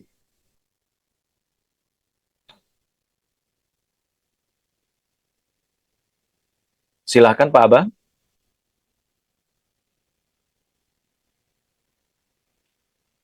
Nampaknya Pak Abah mengalami gangguan signal mungkin Pak Deputi. Oh, Mungkin baik. silakan Bapak. Ya. Ya, baik. Terima kasih Bu Mbak Rina Ayu dari Tribun News. Pertama, saya cek dulu sebentar data 6 kementerian lembaga yang tidak mengajukan formasi itu apa saja. Tapi mestinya datanya akan lebih lengkap, ada di tempatnya Pak Asdep. Mana saja instansi-instansi yang tidak mengajukan formasi. Saya juga sedang cek di database-nya sebentar. Nanti saya jawab belakangan. Ya, nanti ada nih Pak, Yang kedua, yang 6 ini. iya, atau ada Pak Abah. Pak Abah bisa jelasin Pak Saya Abah? sebutkan dulu ya Pak. Ya. Ya, ini Kementerian Koordinator Bidang Kemaritiman dan Investasi, kemudian Badan Standarisasi Nasional, kemudian BMKG, Sekretariat Jenderal Mahkamah Konstitusi, Badan Nasional Pencarian dan Pertolongan, dan Ombudsman Republik Indonesia, Pak. Ini yang gitu. Ya, itu kira-kira Mbak Rina yang instansi-instansi yang tidak mengajukan formasi tahun ini. Jadi kenapa mereka tidak mengajukan formasi? Alasannya bisa bermacam-macam. Karena ada yang sudah terisi di 2022, karena ada rangkaian optimalisasi, misalnya ada juga yang kemudian yang gratis. Gimana Pak Abah? Monggo silakan Pak Abah. Enggak Pak, enggak. Saya silakan. Ini Pak biar tadi. Ya. Oke. Jadi ada berbagai macam alasan yang sebetulnya kenapa mereka tidak mengajukan itu. Tetapi sebagian ada yang karena sudah terisi di dua informasinya itu berdasarkan hasil optimalisasi yang kemarin kita lakukan. Kemudian yang kedua adalah warga negara yang seperti apa yang dipastikan tidak bisa mendaftar. Yang dipastikan tidak bisa mendaftar adalah orang-orang yang melakukan kecurangan. Jadi yang bersangkutan melakukan kecurangan pada saat seleksi yang lalu-lalu, maka mereka sampai sekarang posisi datanya masih dalam posisi terblokir. Saya tentu nanti akan menunggu kebijakan dari Pak Menteri, apakah tahun ini sudah bisa kita buka blokirnya kepada yang bersangkutan atau tidak. Karena tadi sebetulnya Pak Asdem sudah menyampaikan, orang yang melakukan kecurangan itu akan terblokir selamanya di dalam informasi yang tadi disampaikan. Nah, kalau itu yang terjadi, maka ada 370-an peserta yang tahun lalu mereka melakukan kecurangan di beberapa wilayah, dan ini juga sempat viral dan sempat ramai juga di media kita. tahun lalu sudah kita blokir. Ada permintaan dari instansi yang agar mereka kemudian diberikan kesempatan untuk bisa mengikuti seleksi, tapi karena kebijakan tahun lalu masih dalam posisi blokir, jadi yang bersangkutan tetap tidak bisa mengikuti seleksi. Jadi tadi seperti mengingatkan kembali yang disampaikan oleh Pak Asdep tadi, bahwa pemerintah tentu tidak main-main, dan ini juga tadi disinggung oleh Mbak Esi dari CPNM tadi. Pemerintah sudah mengeluarkan biaya yang luar biasa besar dalam proses pelaksanaan seleksi ini. Dan penerimaan calon aparatur sipil negara ini juga mengundang banyak sekali peminat. Dari data yang tadi saya sampaikan, ada 4 juta lebih orang yang 4.700.000 orang yang kemudian mencoba peruntungannya untuk menjadi aparatur sipil negara, tetapi kemudian tetap saja ada orang-orang yang kemudian mencoba untuk menghalang-halangi kesempatan orang lain itu. Nah, yang seperti ini tentu tidak bisa kita biarkan. Selain karena ada potensi kerugian negara karena negara sudah mengeluarkan biaya, masyarakat juga dirugikan. Kenapa? Karena kesempatan yang harusnya bisa diperoleh oleh masyarakat itu, tapi kemudian dia tidak bisa diperoleh oleh masyarakat itu. Kecuali tadi seperti yang disampaikan oleh Pak Asdep, kalau misalnya mereka katakanlah mengundurkan diri sebelum proses ditetapkan nomor induk pegawainya, maka tentu masih bisa digantikan. Tetapi begitu dia ditetapkan nomor induk pegawainya, kemudian yang bersangkutan resign, maka tentu kita tidak bisa mengganti yang bersangkutan dengan orang baru, karena NIP-nya sudah tercatat atau terambil di jabatan itu oleh yang bersangkutan. Nah, sepanjang yang bersangkutan itu masih belum ditetapkan NIP-nya, kemudian dia mengundurkan diri, kita masih bisa mengganti yang bersangkutan kalau dia mengundurkan diri. Tapi ini juga banyak, saya mempelajari ada potensi juga yang yang terjadi adalah dalam tanda kutip mereka berfungsi sebagai calo, walaupun sekarang kita sudah teknologinya sudah semakin ketat untuk calo bisa masuk, tetapi dan kita bisa mendetek dengan bantuan teman-teman di BSSN apakah jaringannya kemudian ada potensi di hijack oleh orang-orang yang tidak bertanggung jawab atau tidak. Nah, dengan bantuan teknologi dari BSSN ini bisa dengan cepat kita ketahui, dan tentu kalau begitu kita tahu langsung kita blok orang-orang yang mencoba untuk melakukan hijack terhadap sistem-sistem ini. Alhamdulillah tahun 2023 atau kemarin itu sudah kami tidak menemukan lagi ada orang yang kemudian bisa melakukan, termasuk juga menggunakan beberapa aplikasi yang pernah digunakan sebelumnya oleh yang bersangkutan untuk melakukan kecurangan-kecurangan di dalam seleksi, dan orang-orang itu yang kemudian kita blokir namanya, NIP nomor KK dan namanya yang bersangkutan sampai sekarang. Jadi mereka sampai sekarang belum bisa mengikuti seleksi itu. Saya belum tahu apakah ke depan untuk 2023 ini masih bisa dibuka kesempatan buat mereka atau tidak. Itu kira-kira Mbak Rina Ayu terkait dengan siapa yang bisa dipastikan untuk tidak bisa mendaftar pada seleksi ini. Kecuali nanti kalau kebijakannya sudah berubah, misalnya sudah diberikan kesempatan kepada yang bersangkutan, maka tentu kita akan buka blokirnya. Tetapi kalau selagi kebijakan itu belum ada, tentu posisi mereka masih dalam posisi terblokir. Prinsipnya BKN tentu melaksanakan kebijakan yang sudah ditetapkan oleh Pak Menteri, karena itu yang kemudian kita atur di dalam panitia seleksi nasional ini. Ada tim pengarah ini memberikan arahan sekaligus menyiapkan kebijakan-kebijakan, dan ada tim pelaksananya adalah Kepala BKN yang melaksanakan kebijakan tadi dan memastikan seluruh pelaksanaannya tadi itu betul-betul bisa dilaksanakan secara jujur, adil, bertanggung jawab, dan tidak ada proses KKN sama sekali dalam pelaksanaan. Itu mungkin Pak Karo atas pertanyaan yang diajukan oleh Mbak Rina Ayu. Terima kasih. Baik, terima kasih. Saya rasa cukup jelas ya Ibu Rina Ayu dan juga Pak Arief. Selanjutnya Bapak Ibu para narasumber, ini menjelang ya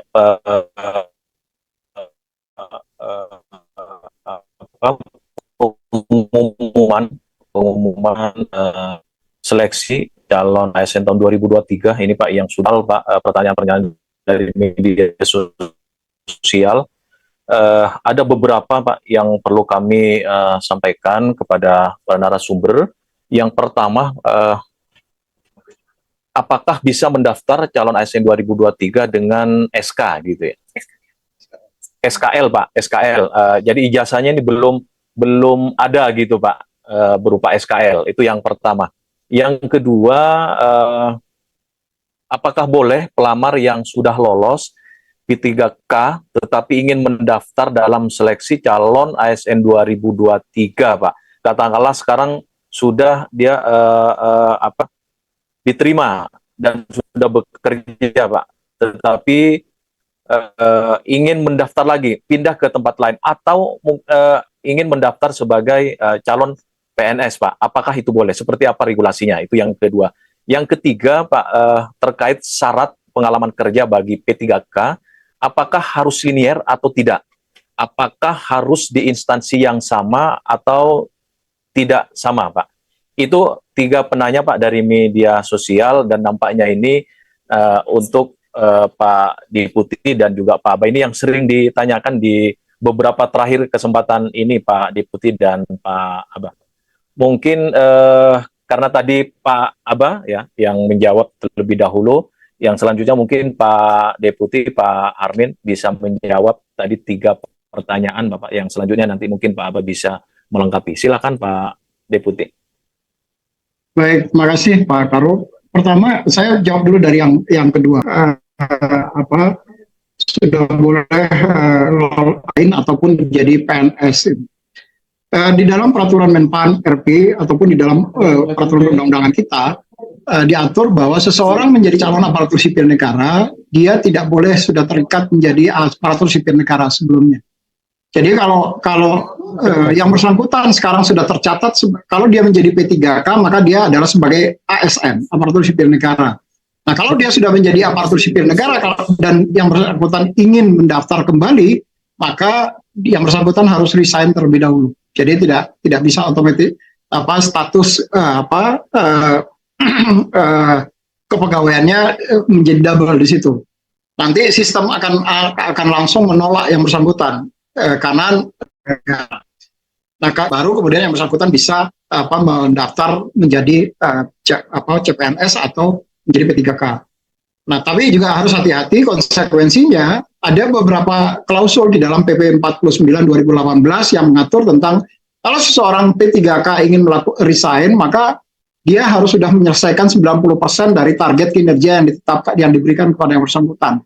Itu diatur di dalam pasal 56 kalau saya tidak salah, di dalam PP 49 2018. Jadi ada tata cara kalau seseorang ingin melakukan resign. Dan yang kedua adalah kalau dia sudah resign dan kemudian mengikuti seleksi apakah CPNS ataupun P3K, dan ternyata yang bersangkutan kemudian tidak lolos, maka dia juga akan kehilangan kedua-duanya.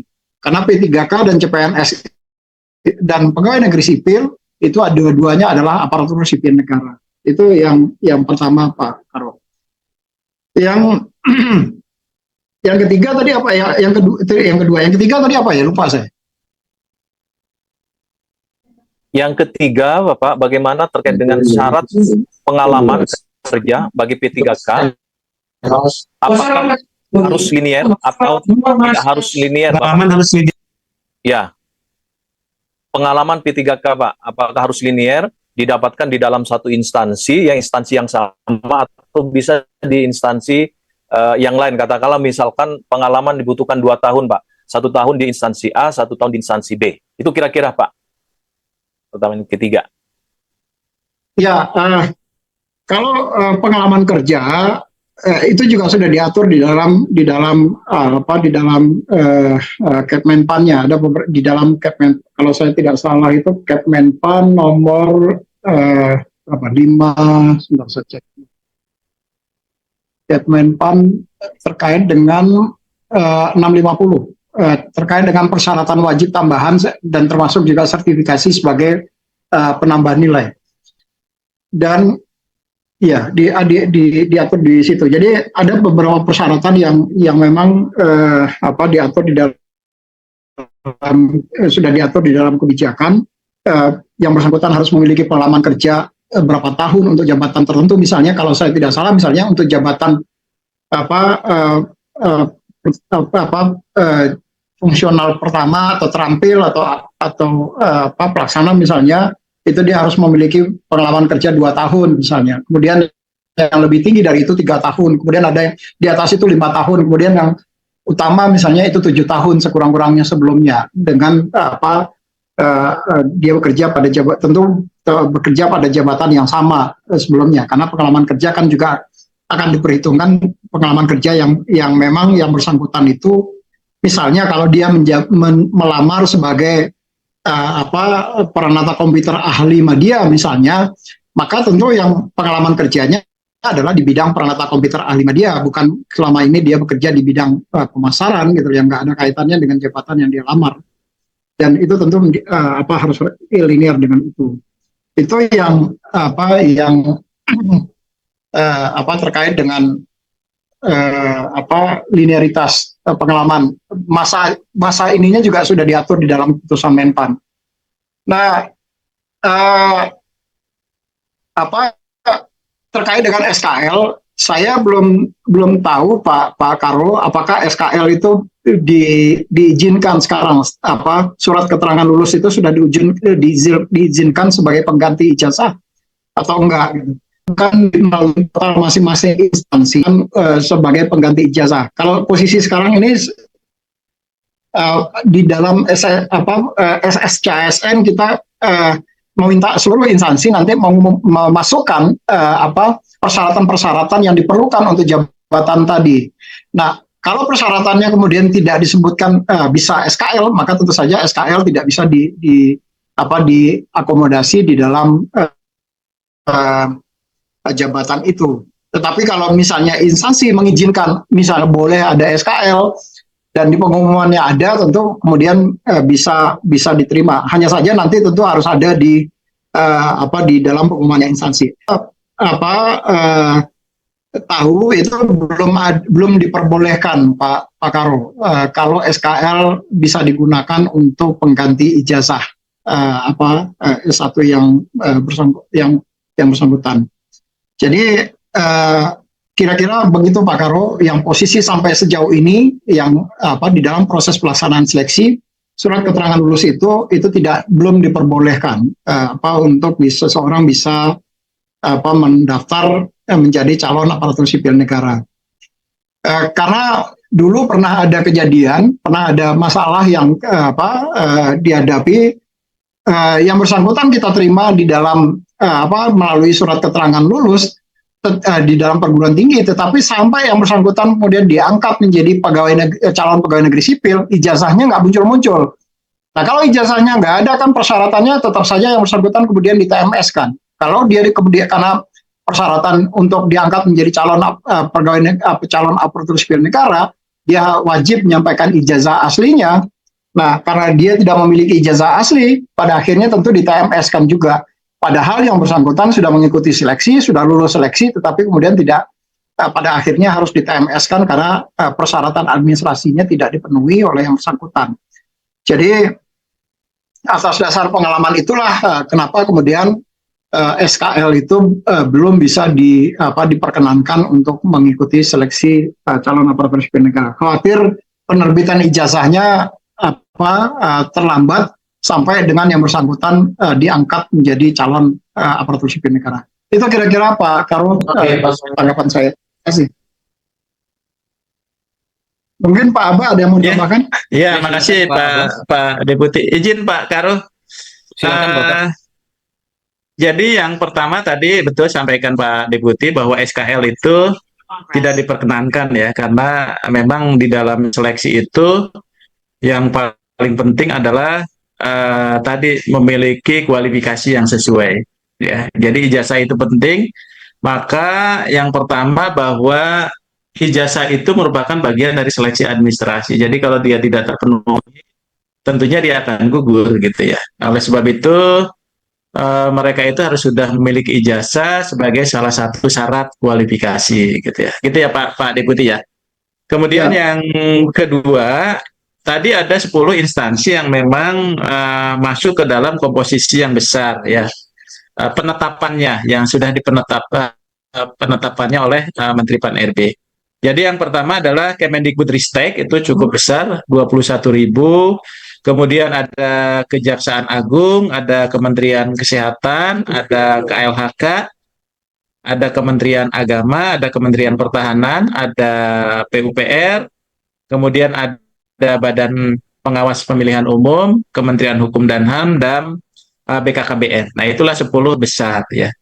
Kemudian yang ketiga adalah terkait dengan tadi pengalaman linearitas. P3K kan pada prinsipnya adalah orang yang sudah memiliki seharusnya ya keahlian ketika dia melamar ke dalam jabatannya. Makanya linearitas itu penting. Nah, berapa tahun pengalaman yang harus dimiliki tadi sesuai dengan jenjang jabatan. Misalnya untuk jabatan fungsional keterampilan dan ahli pertama itu 2 tahun. Kemudian yang muda madya sesuai dengan jenjangnya. Jadi pengalaman itu harus linear, tidak mungkin dia melamar di satu jabatan tapi dengan pengalaman yang berbeda. Barangkali itu Pak Karo tambahan tadi ke Pak Deputi. Makasih Pak. Terima kasih Pak. Baik, nampaknya sudah sangat jelas ya Bapak dan Ibu sekalian gitu. Sebelum kita menutup Pak ya,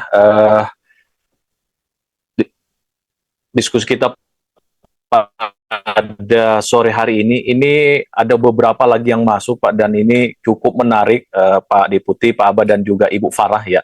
Nah, ini nampaknya untuk langsung ketiga narasumber. Yang pertama Pak, seperti apa ini Pak kesiapan BKN? Nah, ini berarti ke Pak Deputi Sinka Pak, dalam memastikan CASN tetap stabil Pak dengan kenaikan trafik pada waktu pendaftaran seleksi CASN 2023 Pak. Itu yang pertama Pak.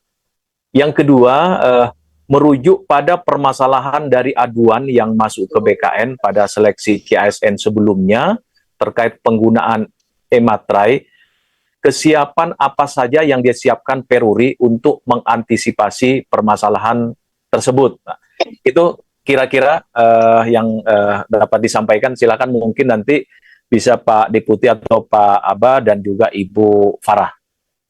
Nampaknya karena Ibu Farah dari tadi jangan sampai lupa ya Bu ya. Ini sudah muncul Bu pertanyaan Ibu Farah. Mungkin Ibu Farah terlebih dahulu Bu terkait dengan tadi permasalahan e-materai Bu. Oke Pak, terima kasih Pak. Jadi mungkin kita belajar dari tahun lalu Pak, bagaimana itu semuanya kita lepas. Jadi karena materai ini dijual bebas ya Pak ya, di distributor dan di reseller dari Peruri. Jadi setiap peserta CASN itu tahun lalu bisa membeli di mana saja.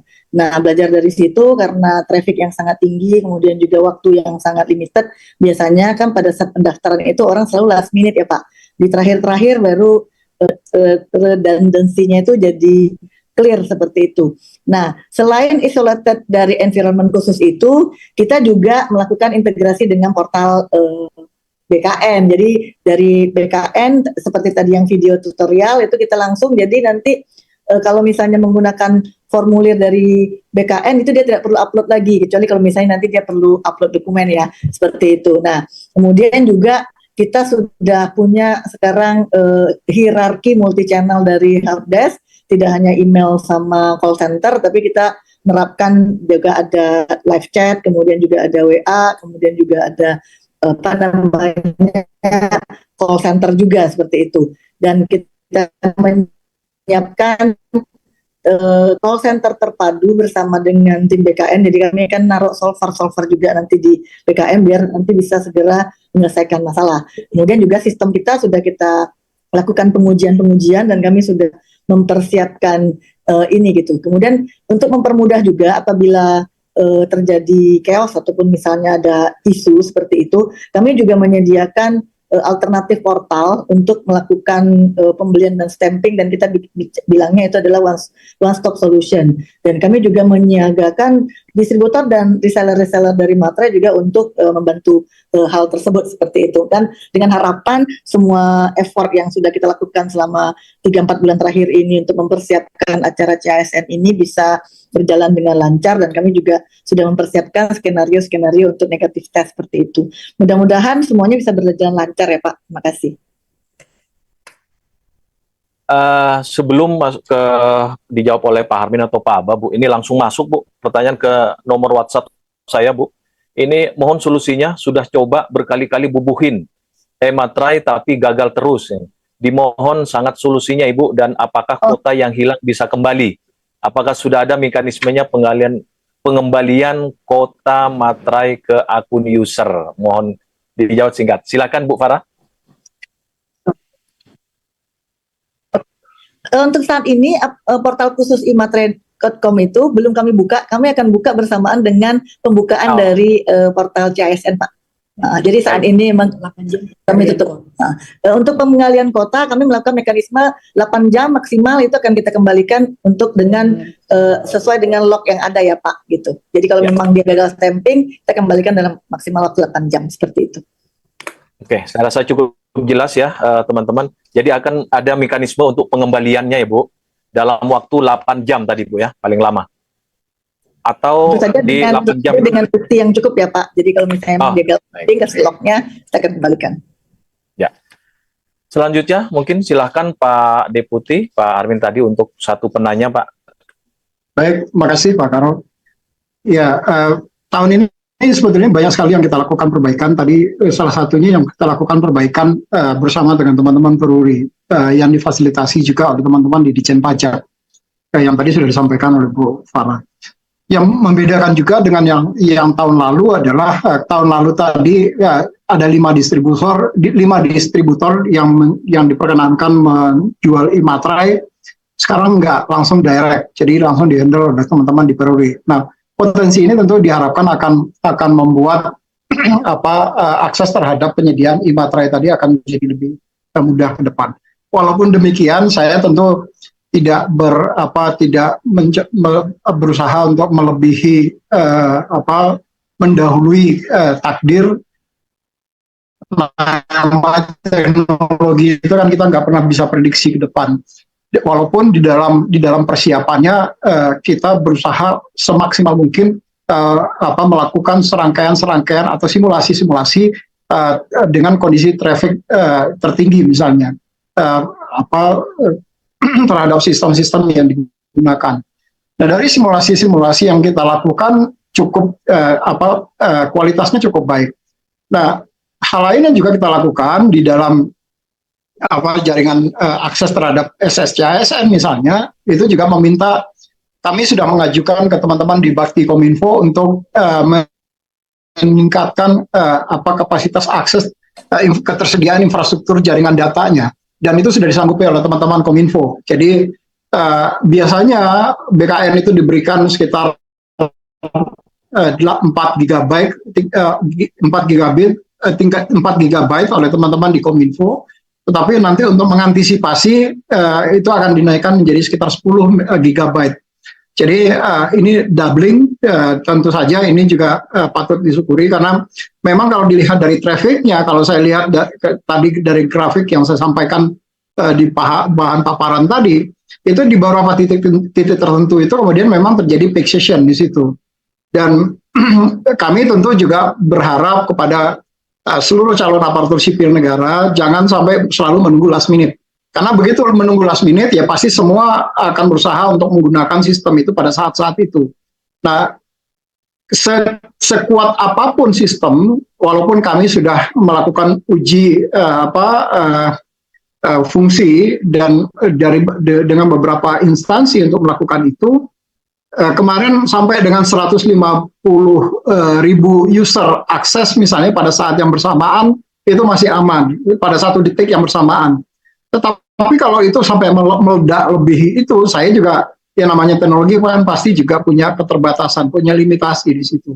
Nah, ini yang kemudian kami berharap teman-teman atau masyarakat juga tidak selalu jangan seperti waktu kita kuliah dulu gitu loh. Kalau mau ujian malamnya kemudian baru belajar gitu loh. Jadi kebut satu malam. Syukur-syukur nilainya kemudian A gitu. Kalau nilainya kemudian C atau D kan ya sayang gitu. Nah, dalam teknologi juga begitu. Kalau semua kemudian dimanfaatkan pada saat yang bersamaan, sekuat apapun teknologinya pasti juga potensi down-nya akan besar di situ. Jadi itu sebabnya kenapa pendaftaran itu diberikan rentang waktu yang panjang.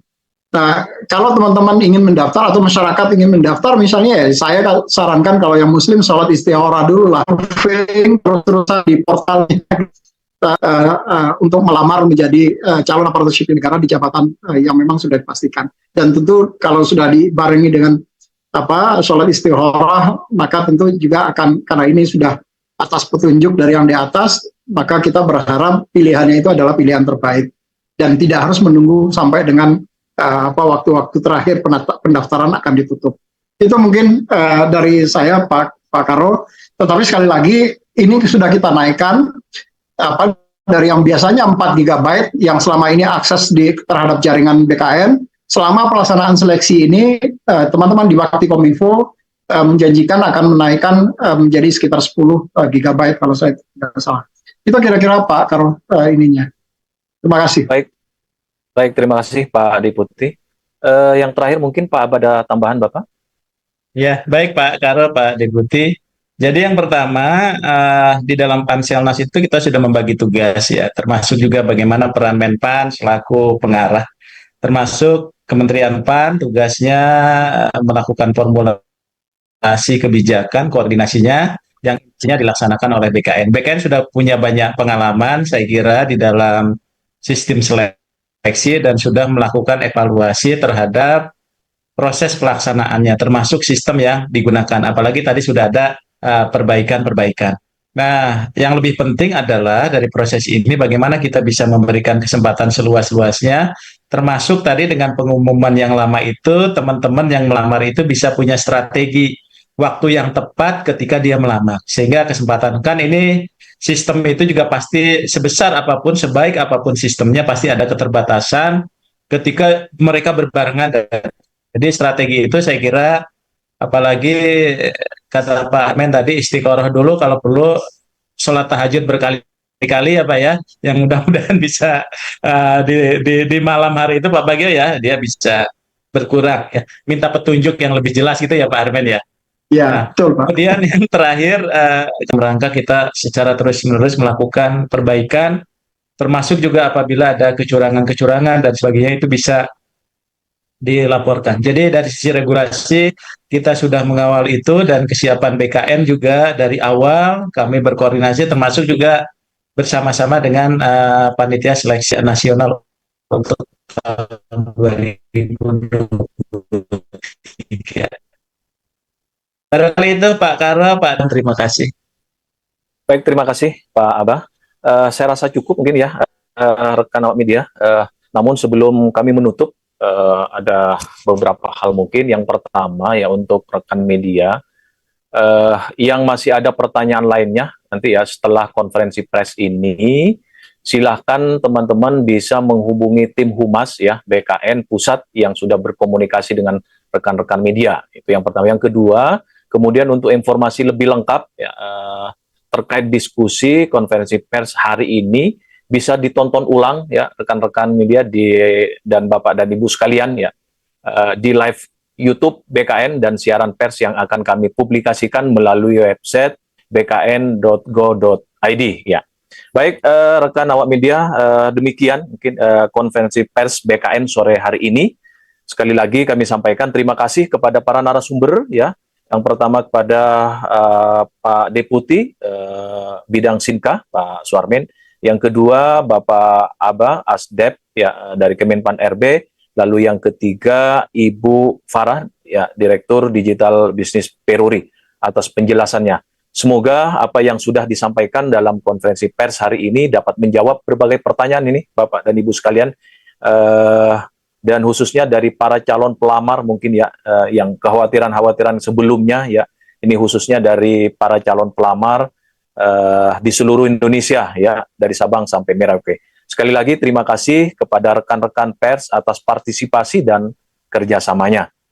Dan tentunya saya akhiri, saya Nur Hasan selaku PLT Kepala Biro Humas Hukum dan Kerjasama mewakili Badan Kepegawaian Negara memohon maaf jika ada kekurangan di dalam penyelenggaraan ini. Sekali lagi kami ucapkan terima kasih dan sampai ketemu di konferensi pers PKN berikutnya.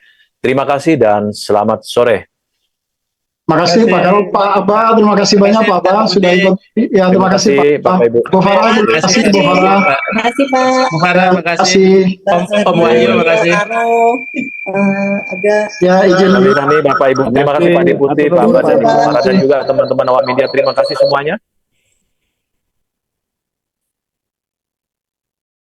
Itu terbiasa.